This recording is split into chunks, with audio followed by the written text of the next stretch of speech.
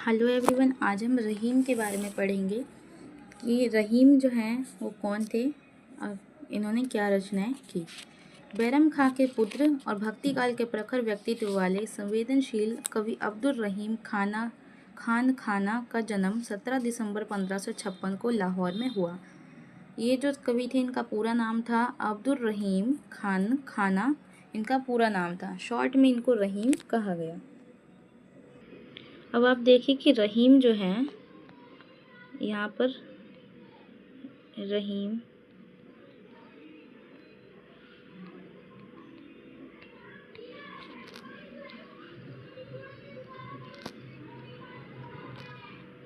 रहीम के बारे में हम यहाँ पर पढ़ रहे हैं। तो रहीम जो है खानज़ादा मिर्ज़ा खान अब्दुल रहीम खाने खाना इनका पूरा नाम है। रहीम जो है मुग़ल शासक अकबर के शासनकाल में जन्मे थे। वे एक कवि थे। अकबर के दरबार के 9 रत्नों में से वे एक थे। रहीम अपने उर्दू, दोहो और ज्योतिष पर लिखी गई किताब के लिए भी जाने जाते हैं। खाने खाना का गांव भारत के पंजाब राज्य में नवा शहर में ज़िले में है, जिस गांव के नाम के बाद में उनके नाम पर ही रखा गया था। एक ही समय में ये प्रशासक, आश्रयदाता, सेनापति, कूटनीतिज्ञ, दानवीर, कला प्रेमी, कवि, विद्वान और बहुभाषी गुणों के प्रख्यात ज्ञानी थे। अब हम जानते हैं कि ये जो है रहीम जी का जो जन्म था, अभी मैंने बताया आपको 17 दिसंबर 1556 में लाहौर में हुआ। लाहौर वैसे आधुनिक युग में पाकिस्तान में है। उनके पिता जो थे उनका संबंध हुमायूं से था और अकबर से था। हुमायूं के मृत्यु के बाद वे अकबर के संरक्षक बने, उनके जो पिता थे रहीम के। उसके बाद उनका अंत दुखद हुआ। पाटन गुजरात में मुबारक खां नामक अफगान में बैरम खां को मार डाला। बैरम खां जो थे वो रहीम के पिता थे, मार डाला। बैरम खां की मृत्यु के बाद अकबर ने अब्दुल रहीम के पालन पोषण की जिम्मेदारी ले ली। अब जो रहीम थे वो अकबर के दरबार में ही रहे और अकबर ने ही उनकी पालन पोषण की शिक्षा दीक्षा का प्रबंध कराया।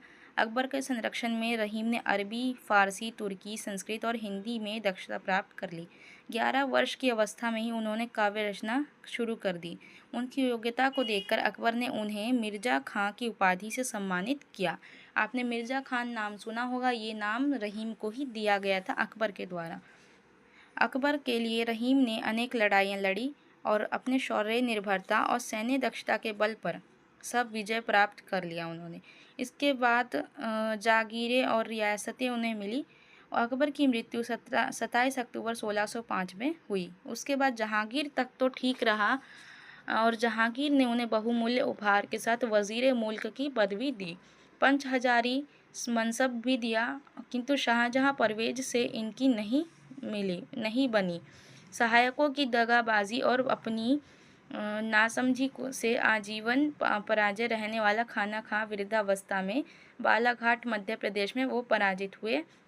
जो रहीम थे यानी कि एक अच्छे योद्धा भी रहे ये कवि के साथ साथ। रहीम जो थे वृद्धावस्था में 3 बेटों के निधन से रहीम जो थे वो बिल्कुल टूट से गए।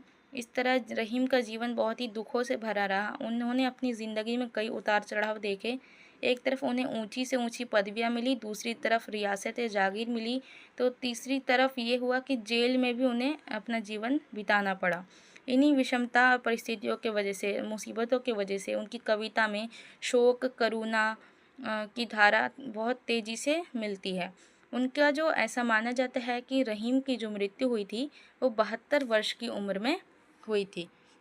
रहीम की मृत्यु 72 वर्ष की आयु में हुई थी। लेकिन उनकी सदी को लेके थोड़ा विद्वानों में मतभेद है, लेकिन ऐसा कहा गया है कि 1627 में जो रहीम है 1627 ईस्वी में उनकी डेथ हो गई थी रहीम की। तो इस तरह से एक महान कवि थे ये, और अकबर के काल में रहे, जहांगीर के काल में रहे, इसलिए इनको इतना जाना गया है, इनका इतना नाम है इनका। तो ये था रहीम का जीवन परिचय। Thank you.